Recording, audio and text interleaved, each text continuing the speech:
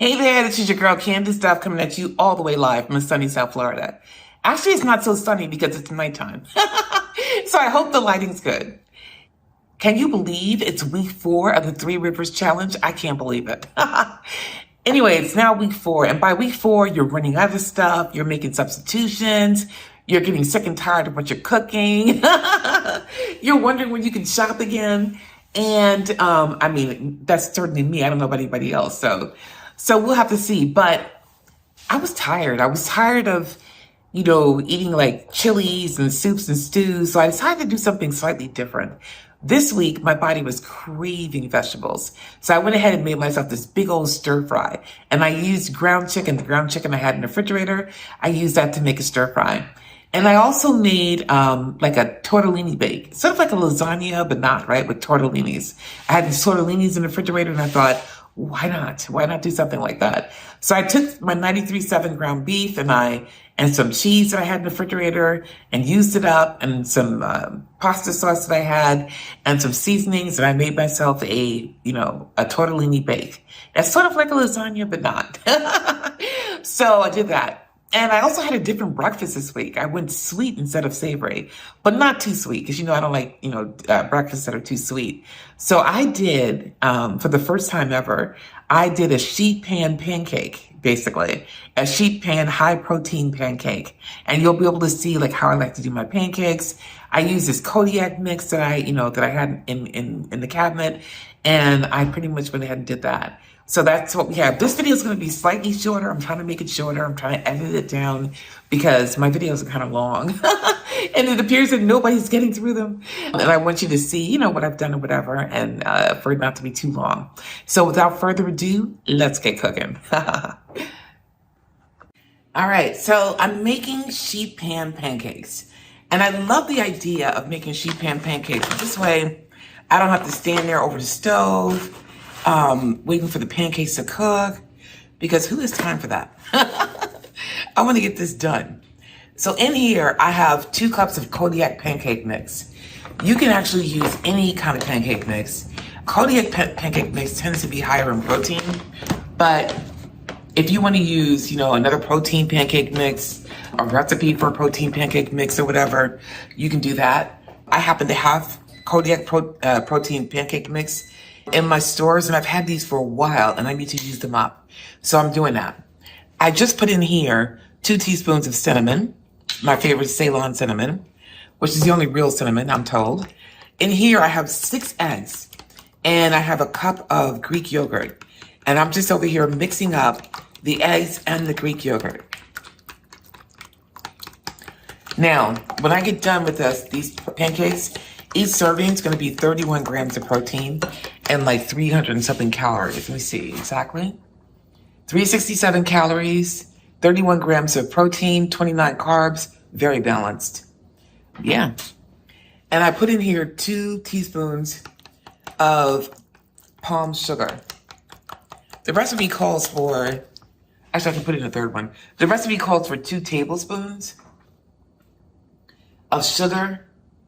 And I'm just not doing it. I'll put 1 tablespoon because I don't even need a full tablespoon of sugar in my pancakes. I cover them with, a little bit of syrup and some frozen berries, which add to the sweetness. And that's enough for me. I'm not really a sweet breakfast child, so that's how I do this.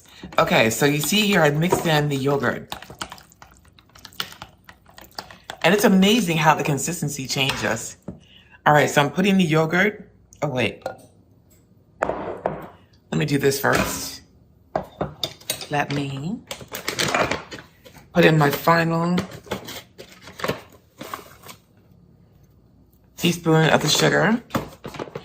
And actually, me and my crazy self, you can tell I haven't had coffee yet. I haven't even put in the cinnamon. This spoon was supposed to be for the cinnamon and not for the yogurt. All right, so the cinnamon's actually in here, and now we have a tablespoon of the sugar. We're good. I looked, I was like, what? Ooh, this smells so good. All right, so I'm mixing in, as you can see here,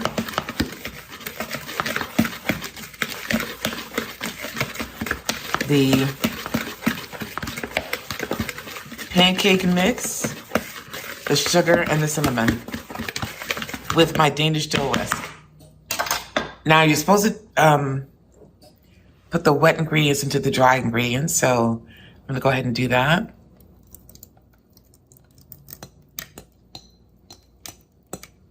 All right. It's pretty cool.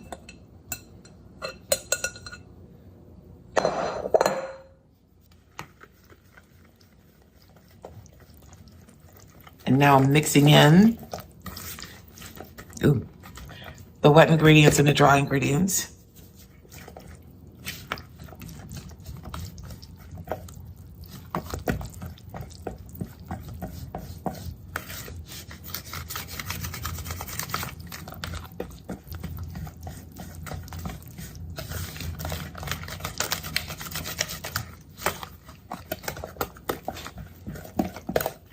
All right, and I got that pancake consistency, as you can see here. All right, and now, very cool, I'm going to spray my 9x13 with, I'm going to use olive oil spray because I don't really care. But you might want to line it with butter just to make sure it doesn't, stick too much or whatever, or burn.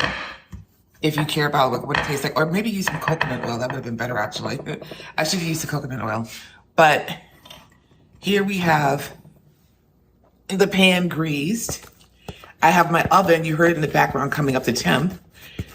Coming up to 425 degrees. And now I'm putting in my pancake batter.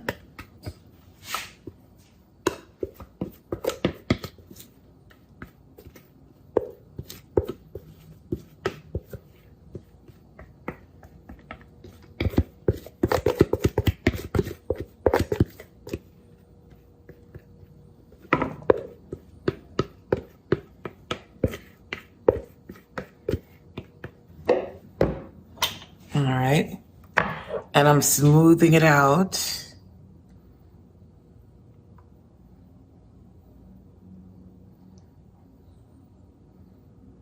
Yeah.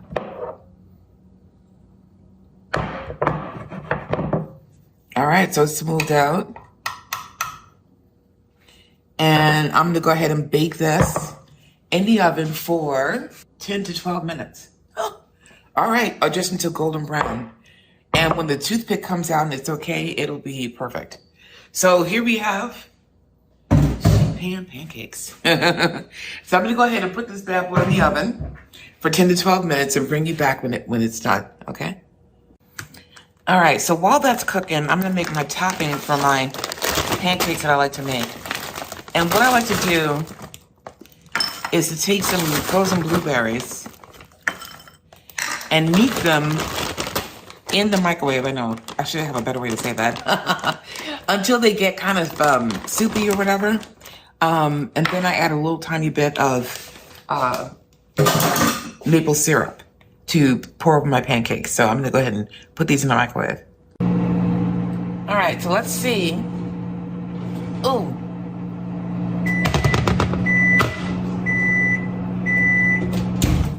What this is looking, ooh. This is looking like it's not done. See how my finger almost went right through there? So I'm gonna put this back into the oven for another 5 minutes or so to make sure it's done before I take it out again. All right. All right, let's try this again.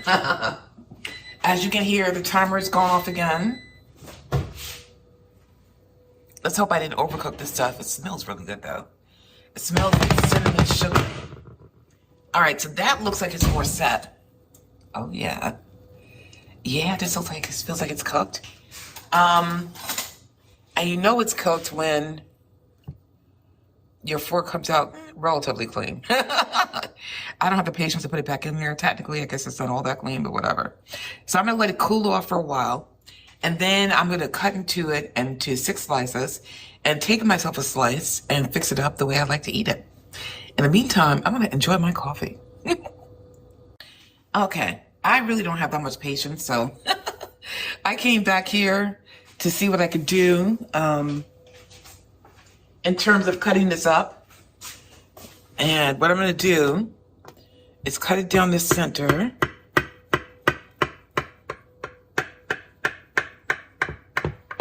It's like a cake. It smells like a cinnamon sugar cake. And then I'm going to cut it down into like sections of 3.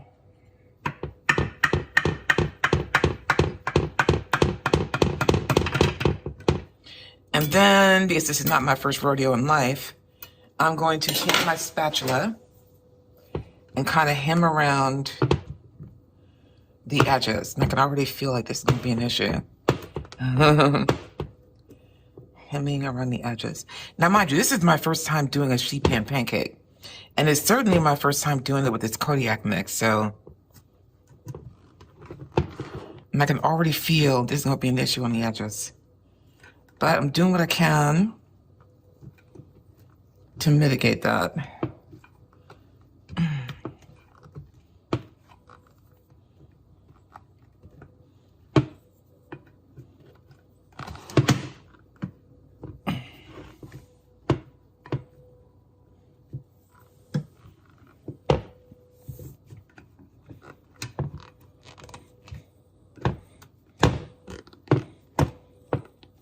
Yep. And I can already feel that whatever I did on the bottom is probably not going to work the way I want it to. What can I tell you? Okay. So,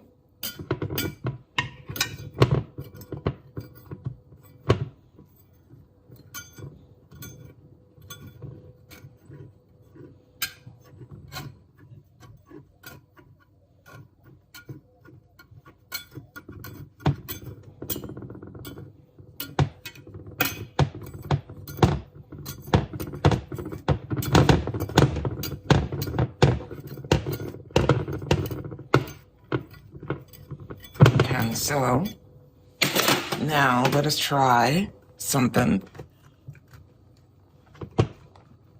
Oh, damn it. I think I cooked it too long. Okay.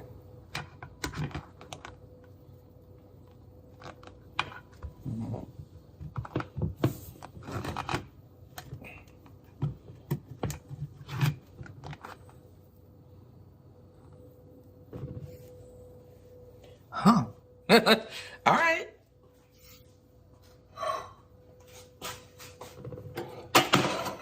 So, I have here a slice of the pancake. And it's hard to believe that this little slice has 31 grams of protein in it. So, I'm actually going to take another slice. And if I get stupidly full, then I will stop eating. But okay. So I have here some of the pancakes. And I'm going to take you with me over to the working area.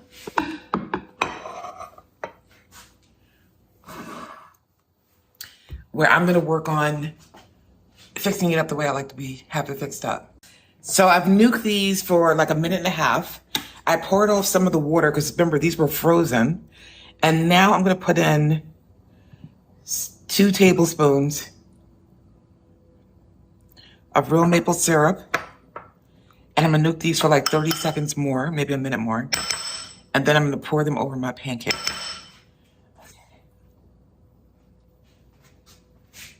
I couldn't put that on the counter because I'd probably seen it. All right, I decided not to be a greedy mog. It's a name I made up for my niece when I raised her from 15 months to 3 years old. And so I decided I was just going to have the one, start off with the one, and if I still feel hungry, I might have another, or I may just have a hard-boiled egg or 2. Okay, so here I am putting on like almost 2 tablespoons of peanut butter. This would normally be the peanut butter powder that I usually use to add 8 grams of protein, but I'm doing it with real peanut butter because I'm out of the powder. And because it's a little hot, I'm going to quickly pour over my berries and sauce. And this is the way I like to eat my pancakes. And in this challenge, I'm also going to show you another way that I make protein pancakes and how I meal prep them and keep them in the freezer. But this made 6 servings. And this looks pretty darn good if you ask me. And the reason why I use the fruit is there's nutrients in it. And it's one of the ways you get, it's the servings of fruit. This is like a full cup of berries. But also it adds moisture, it adds flavor, and it makes your meals feel decadent, right? And it allows me to stretch the 2 tablespoons of syrup. And even if I couldn't eat like regular syrup, if I was really watching my calories big time, then I would use, the slim syrup or the sugar-free syrup. And because I would have fruit in it, it would still taste good. It would still taste wholesome. All right, I'm going to give this a taste. I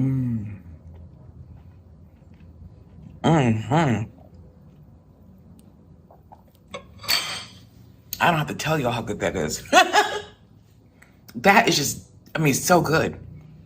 And even though I had to scrape the big pancakes off the bottom of the pan, it is like so moist, so fluffy, so delicious.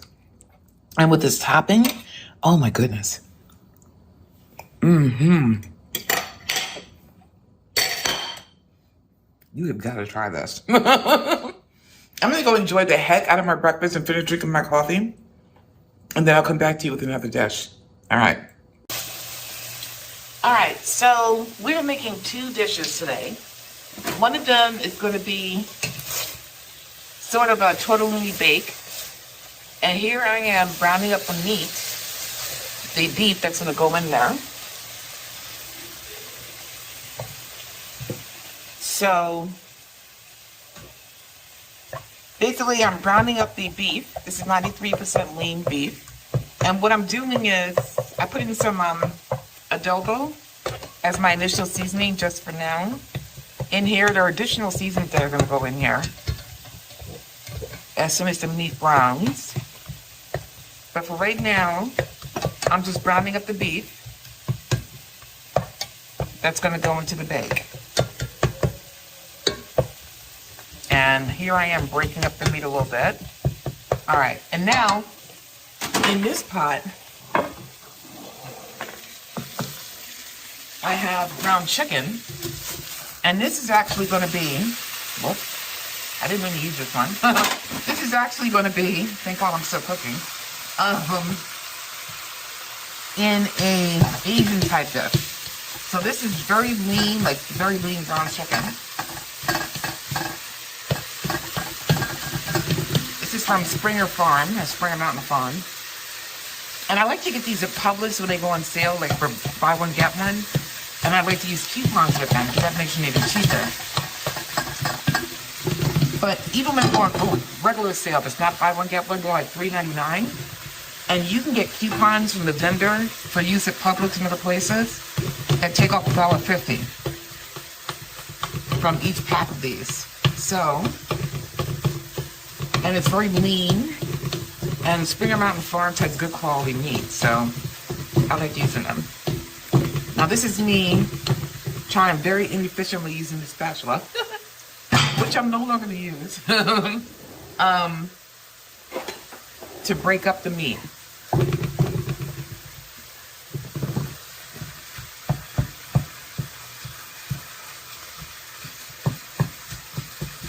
And in here, I did also just use salt and pepper.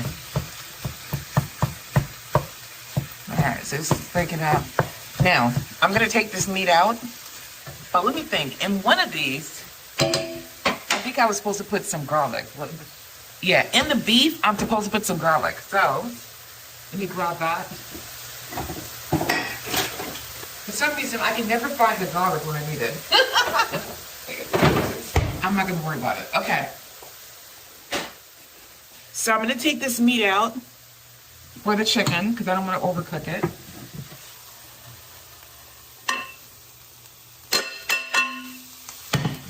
And we're going to come back to this because we're going to actually put some vegetables in there. Okay, so I'm going to add the garlic to this pot and cook that down a little. And then in this pot over here, I am going to add my veggies. And I'm going to start with the cabbage, because I have this cabbage in my refrigerator. It's a small cabbage, and I need to use it up before it went bad. Like, I have it in there for a while. Like, probably from the beginning of the challenge. So, actually, definitely from the beginning of the challenge. All right, and there are parts of this cabbage that I cut up that I probably shouldn't have, that are hard as I don't know what. But we will see. Like, this piece here is probably part of the root or something, the core. And what I'm going to do is lightly season this cabbage, just a very light one, with the equivalent of salt and pepper, which is for me Goya adobo. That's like a teaspoon. And just to help it cook down a bare minimum of liquid.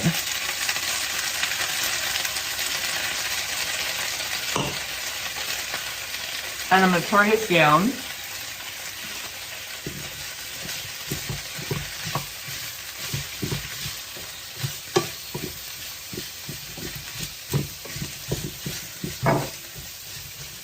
And I'm going to cover it just to give it a little bit of help and slumping up. Okay. Meanwhile, back at the ranch, we have the garlic in here that we need to cook down to make sure it doesn't burn.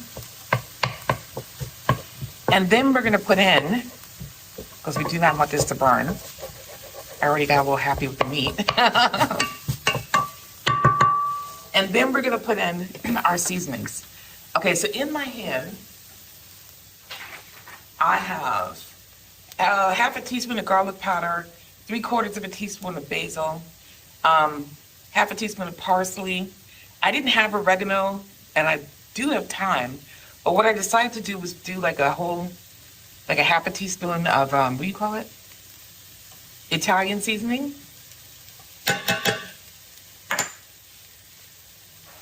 To kind of compensate for that. So we are seasoning up the meat with all of those spices.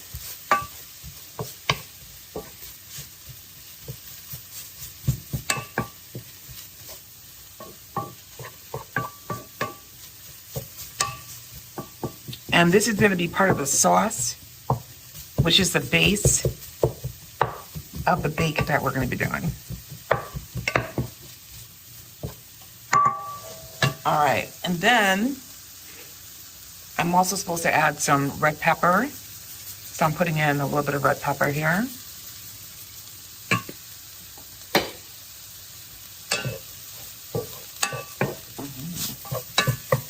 And I'm going to add 24 ounces of tomato sauce. And I'm using this Botticelli tomato and basil, which I had in my cabinet. And this has some halfway decent ingredients. It has some oil that I don't love, like safflower oil, which I will never buy it again. I guess I didn't look at it when I bought it, but it's in my cabinet. I got to use it. So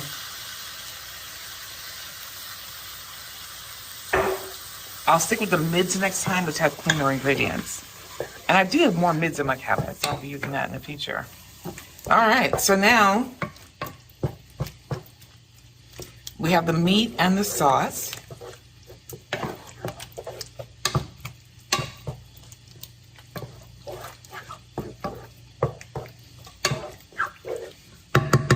And for now, I'm just going to turn this off and let the flavors meld. Okay, I'm going to arrange to actually do our mix or whatever, to do our bake. I'm going to turn the oven on and preheat it. I'm going to cook down this cabbage, and I'm going to come back to you.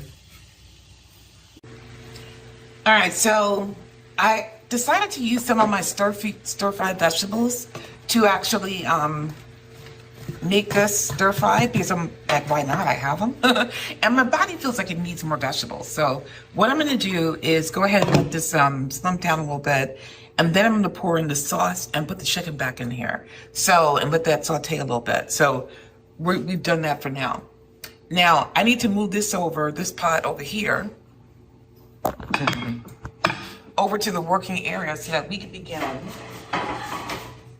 our assembly.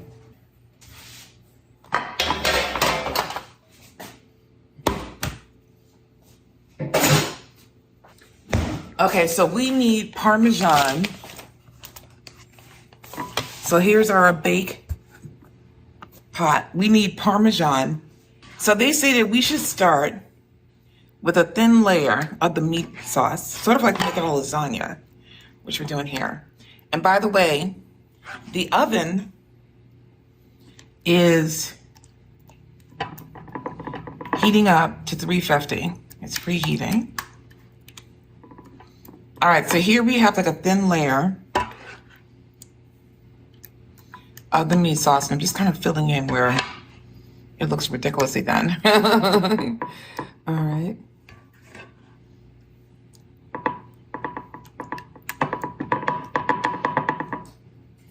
And then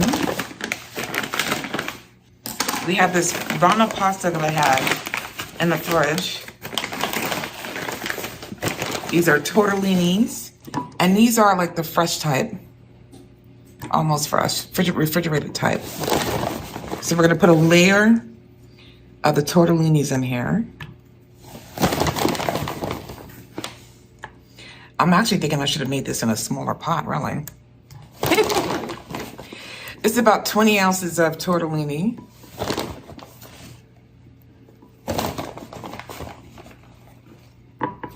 And I was just in the mood for something different. Like I was tired of the standard chilies and, you know, type dishes or whatever.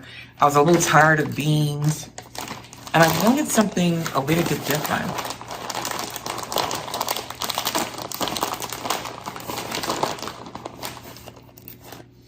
And so I decided that I was going to do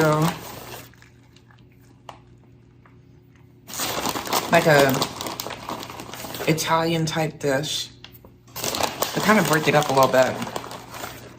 And this is just Kraft mozzarella.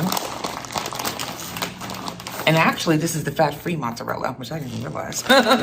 Okay, and thank God my other one is part skim because that fat-free mozzarella could be kind of problematic. So what I'm doing here is putting on another layer of sauce over the tortellini.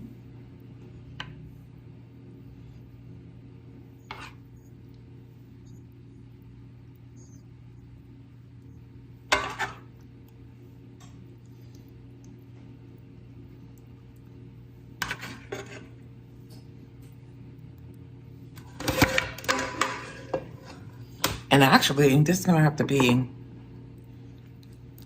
I'm gonna need more sauce, basically.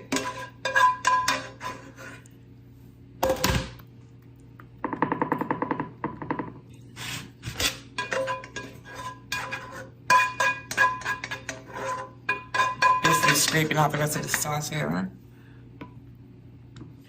I'll be right back because there's some in the fridge.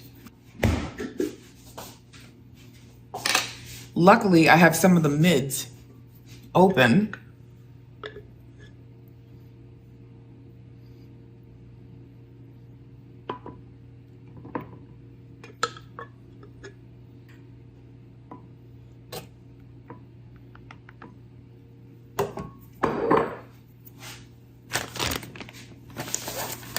And I'm supposed to use this full 20 ounces of tortellini. I don't know if that's gonna work. I think I'm gonna have to save some of the tortellini. And I think, because for me the protein is gonna be in the cheese and the, basically the cheese and the meat. And the meat's in here. So this might be a thinner bake and it might make less servings, but I don't feel like putting more tortellini in here. So I'll just be having this with a veggie on the side or something to bulk it up. But I'm thinking, just make sure there's meat everywhere, that I'm going to just have one layer of the tortellini.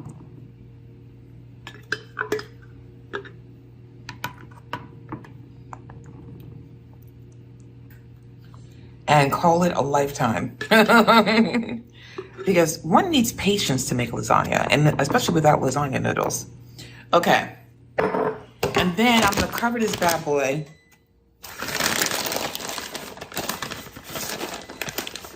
with some part skim mozzarella that actually melts easier than fat-free. Although the fat-free is higher in protein, obviously. For some reason, the lower in fat your meat is or your cheese is, the higher in protein it is.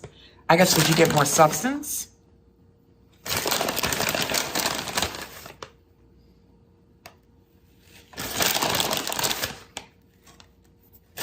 All right, this is gonna be one cheesy dish, and that's kind of how I like it.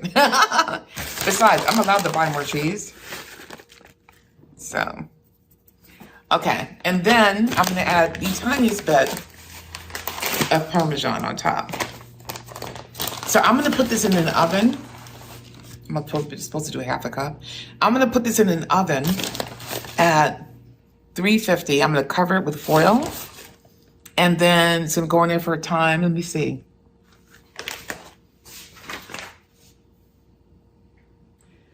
For 20 minutes, and then I'm gonna remove the foil and bake it for 20 more minutes just to make sure the cheese melts properly. And then I'll bring you back when it's done. All right, so I'm gonna cover this up and put it in the oven. Okay, so I have in this cup here, a 1/4 cup of G. Hughes teriyaki sauce and a 1/3 cup of stock that I made from broth powder that I have way too much of in my cabinets. That doesn't have the healthiest ingredients, but I need to use it up. So I'm gonna add to this cup, I'm gonna add the seasonings that this recipe calls for. This recipe originally called for a homemade teriyaki sauce made of like a 1/2 cup of coconut aminos, a 1/4 cup of, a 1/3 cup of coconut aminos. No, a 1/2 cup. A 1/2 cup of coconut aminos, a 1/2 cup of chicken broth, 2 tablespoons of apple cider vinegar, 1 tablespoon of coconut sugar, 2 teaspoons of arrowroot starch, and then a whole bunch of seasonings like garlic powder, onion powder, ginger powder. And then, okay, but what I'm gonna do is put those seasonings here into this cup that I have here. And I'm gonna stir it because this is all supposed to be part of the sauce that goes over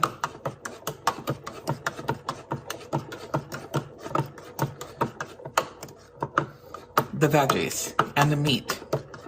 So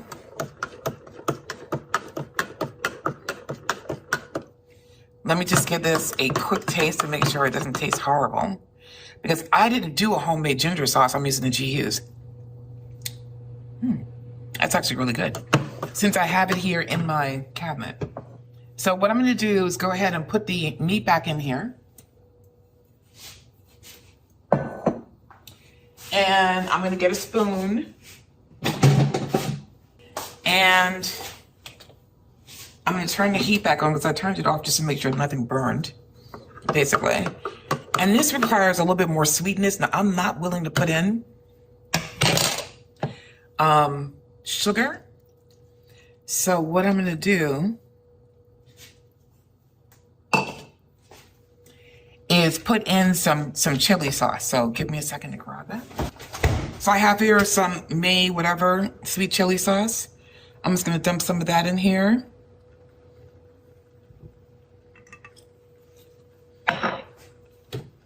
So between the two, the teriyaki and the sweet ginger sauce, it should be sweet enough. And I'm going to mix up my veggies and my sauce to make sure everything gets coated in it.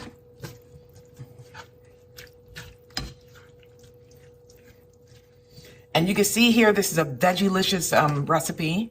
And it's exactly what I wanted. I wanted a Veggielicious recipe. And I'm probably going to eat this with only like a half a cup of rice. Because I'm not really all that interested in the rice. I'm really interested in the meat and the vegetables. It's what I feel my body needs. So,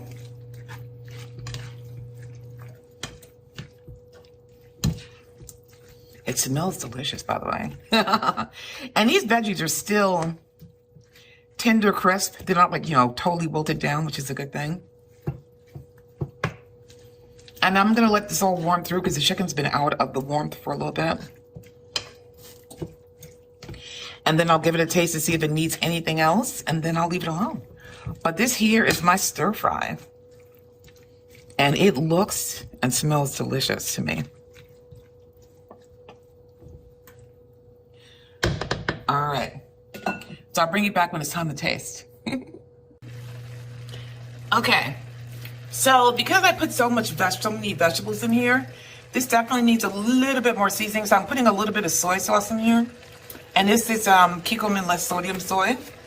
And I'm also going to put a little bit of this Shanji white vinegar. Not white vinegar, mature vinegar. Just a little bit, a little bit. I got this from, I guess, an Asian store online. I don't even know. And that's just to give it a little bit of flavor. And I'm going to finish it off with some toasted sesame oil.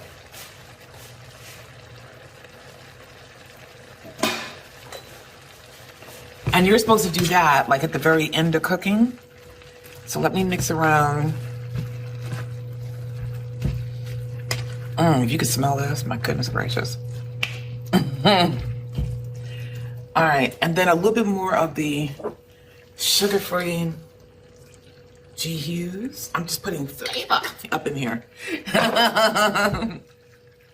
And now, turning off the heat, the toasted sesame oil, just so you know you're eating Chinese type food. All right.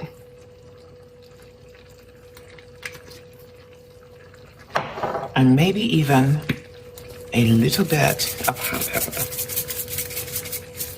Red pepper. All right, so the smell now, when I put that oil in there, this. All right, y'all. I'm gonna go ahead and take a taste.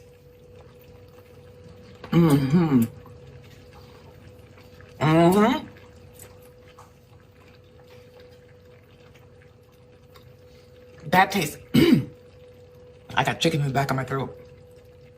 That tastes like takeout. It tastes like I went to the restaurant and ordered this dish, whatever dish it is. All right, so dinner is done. I'm gonna go eat it. Meanwhile, back at the ranch, we got about another 3 minutes on our bake that's in the oven. When that 3 minutes is over, I'm going to take off the foil and then cook it for another 15, 20 minutes so that the cheese can melt, and I'll show you what it looks like after the bake comes out of the oven. Sorry about that. Okay. Okay, so the timer went off. Ooh, this is hot.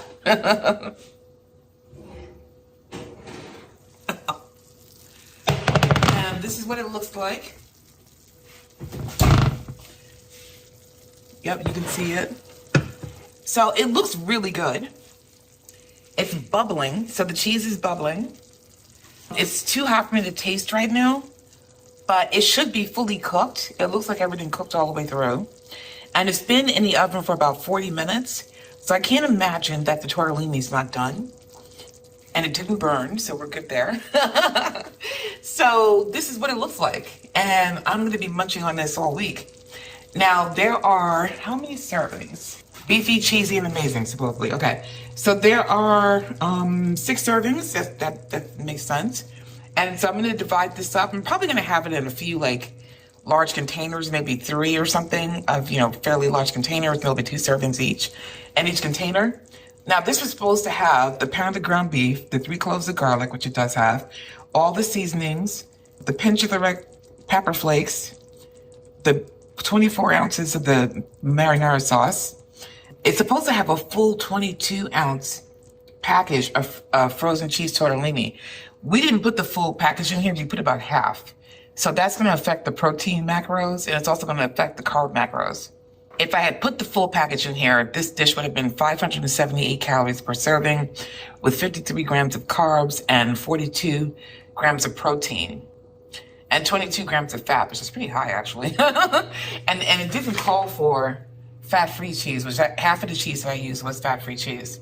So this is going to have less carbs, slightly less protein because of the tortellini not being in here, half the tortellini being gone, but it's still going to be over 30 grams of protein. It's still going to be about 400 calories. So it meets my, it meets my standards. And what I'm going to do just to make sure that it does, I'm going to actually put this in, my Fitness Pal or something to make sure it actually does, add up. And if it doesn't, I'll add some more protein some other way to the meal. But here we are with this lovely, lovely dish. And I'm really excited to eat nosh on this throughout the week. It's got 6 servings. I might go ahead and freeze 2 servings, like a third of this, put it in the freezer because that's what I've been doing lately since it's just me. And then having the 4 over the next few days. All right. Here we are. Take a look. Take a good look. All right. And there you have it. I hope you enjoyed this video. And if you enjoyed it, go ahead and hit the thumbs up sign. And go ahead and comment and share. If you comment, like, and share and subscribe to the channel, that's going to help the channel grow. That's going to tell the algorithm that this is a good video. And I look at all your comments and I actually take advice from you all and learn things from your comments. And I love the interaction of this community. So go ahead and comment below. Go ahead, tell me what you're doing. What are you doing? Are you doing the challenge? What challenges are you running into? Are you just cooking from the pantry in general? Are you snowed in? Let me know. All right. And I'll see you in the next video.